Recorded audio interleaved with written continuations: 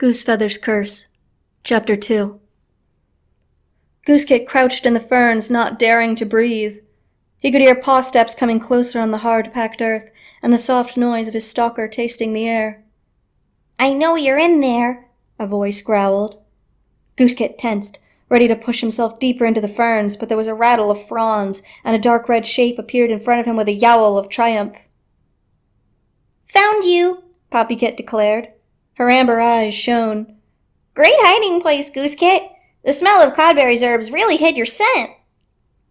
Goosekit followed her out of the ferns, shaking sheds of greenery from his fur.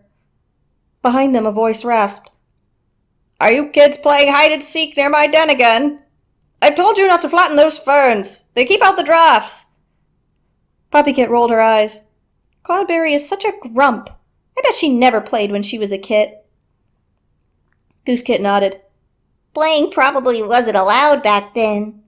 Hey, you found him!" Heronkit called from the half-tree outside the apprentice's den. All the apprentices were out on patrol, and it was too cloudy for the elders to bask outside, so the kits had the clearing to themselves. Moonkit jumped down from the tree stump. "Your turn to look for us, Goosekit," she called. "No peeking." Goosekit stood at the base of the half-tree, faced the rough brown bark, and closed his eyes. He flexed each toe in turn, letting the tip of his claws press briefly into the earth. When he had tested each claw, he opened his eyes and turned around. The clearing was empty apart from Fallowsong, Daisytoe's den mate, rolling a ball of soiled bedding out of the nursery. "They seem determined to find the best hiding places," she purred to Goosekit. "Good luck." Goosekit ran to the nursery first. His legs felt strong, and he could feel new muscles flexing beneath the pelt on his shoulders. In 2 moons, he would become an apprentice. He couldn't wait to start learning how to hunt and fight so he could be a great warrior like his father, Rooktail. But he didn't want to learn from Stormpaw like his sister Moonkit. She had stars in her eyes whenever she looked at the big-headed apprentice. No, Goosekit wanted to learn from ThunderClan's best warriors, like Rooktail or even Dostar herself. He slipped quietly into the nursery and looked around. It was dark and musty inside, full of warm scents of milk and fur. Daisytoe was out on patrol, and without the queens inside, the den looked much larger. Goosekit poked his muzzle into a heap of bedding. No sign of his den mates here. He whirled around and headed back into the clearing. His ears caught a faint sound from behind High Rock, just past the entrance to Dostar's den. Goosekit stared at the spot and opened his jaws to taste the air. The breeze carried a faint, familiar scent to him. He marched forward and pushed aside a prickly tendril that curled around the base of the rock. Rabbitkit and Poppykit blinked at him. "That was quick," Rabbitkit mewed. "We thought you'd never find us here." "I heard you moving around," Goosekit replied. Poppykit scowled. "That was Rabbitkit," she complained. "I sat on a nettle." Goosekit twitched his tail. "Go wait by the half-tree while I find the others." He stood outside Dostar's den and gazed around the clearing, looking for branches that were moving too fast for the breeze or flashes of pale fur between the leaves. Poppykit and Rabbitkit had stomped over to the half-tree and were lying beside it. "Hey!" A low voice caught Goosekit's attention. A young black and white Tom was beckoning to him from the shadows beside the warrior's den. "Are you looking for 2 kits?" Goosekit nodded.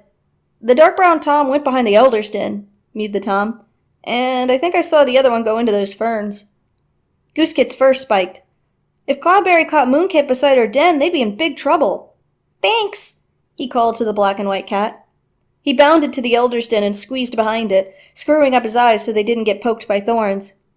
He almost fell over Heronkit, who was trying to make himself invisible by crouching behind a clump of thistles. "Watch out!" Heronkit protested, wriggling out of the way. "Sorry," Goosekit puffed. "At least I found you. Go join the others by the half-tree. I need to find Moonkit." He turned around, not easy in the tiny, prickly space, and struggled back to the clearing. He could see the tips of some ferns waving beside the rock that sheltered the medicine cat's den. Goosekit hoped that he would find Moonkit before Cloudberry did. He ran over to the tunnel that led into the dense ferns and stuck his head between the pale green stalks. "Moonkit, are you in there?" There was no reply. Goosekit sighed and pushed his way in. The scent of fresh and dried herbs was overwhelming this close to the medicine den, and it was impossible to pick up any other smells. But he spotted a tiny paw print in a damp patch of earth, and a dent at the stalks of some ferns, as if something had brushed past not long ago. He followed the trail and spotted pale gray fur glowing among the greenery. I see you, Moonkit, he called softly. There was a hiss of annoyance and his sister started heading toward him. Come on, before Cloudberry sees us, Goosekit urged. He turned and began pushing through the ferns just as a stir of movement close by suggested that Cloudberry had poked her head out of her den. Swiftpaw, is that you? The old cat called. Ducking his head, Goosekit nudged Moonkit past the last clumps of stalks and into the clearing. I can't believe you found me so quickly, Moonkit wailed. He found all of us too quickly, meowed Heronkit, narrowing his eyes. I bet he cheated. I did not, Goosekit protested. His fur grew hot. He hadn't asked the black and white cat to help him. Any of the others could have been told where he was hiding when it was their turn to look. You must have, Poppykit insisted. You didn't look anywhere else except for where we were hiding. I told you that I heard Rabbitkit move. I don't believe you, Poppykit hissed. I don't want to play with you anymore. Me neither, huffed Heronkit. He deliberately turned his back on Goosekit. Come on, let's play something else. Without him. Moonkit shot Goosekit an apologetic look. It does seem like you cheated, she whispered. Goosekit flattened his ears. Whatever. I don't want to play with you anyway. He stomped toward the nursery. Maybe he'd find an elder to tell him more stories about Leopard Clan and Tiger Clan. Those were real adventures, not stupid games like hide and seek. There was a rattle of branches as a patrol returned through the gorse tunnel. Goosekit sat down in the shadows beside his den and watched the long-legged, powerful-looking warrior spill into the clearing. Cloudberry puffed her way out of the ferns to meet them. Is all well at the borders, Windflight? She asked the gray tabby, who was sniffing at the fresh kill pile. Windflight nodded. Two Lake Place was as quiet as 4 trees at new moon, he commented. Those cats we chased off 2 sunrises ago haven't dared show their noses again. He lifted his head and looked around the clearing. Is Swiftpaw back? I want to take her out for some battle training with Hairpounds and Adderpaw. Cloudberry narrowed her eyes.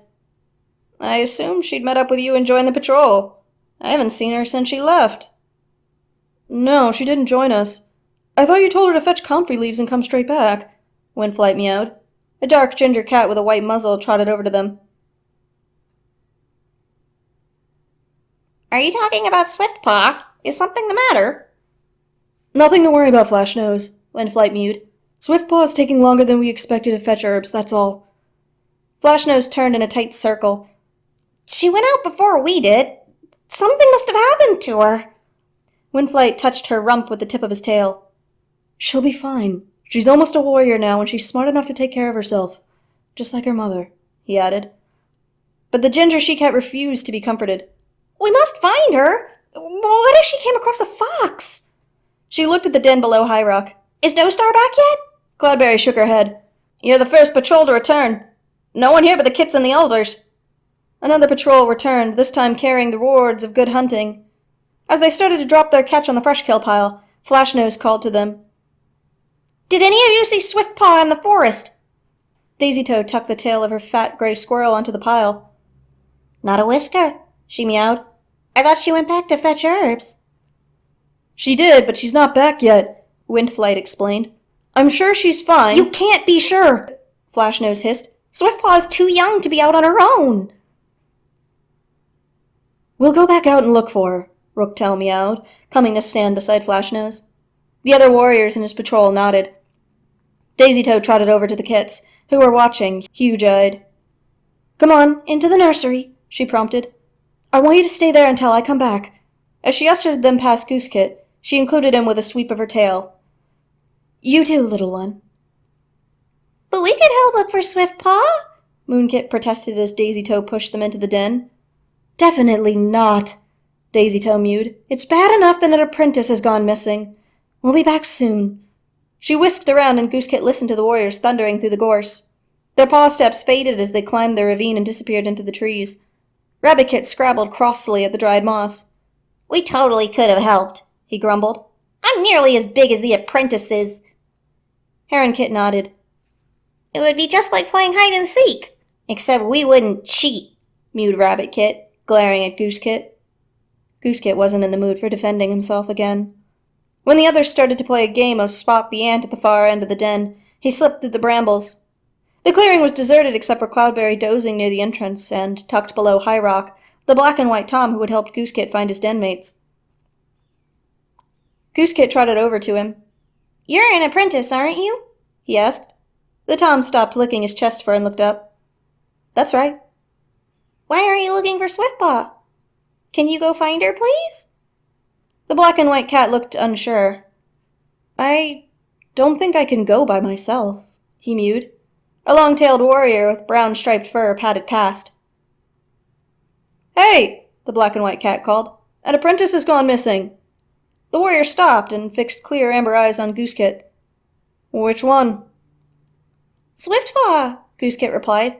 "She's got tabby and white fur and yellow eyes. Have you seen her?" Quite small, carrying herbs," mewed the brown Tom. Goosekit nodded. "That's her!"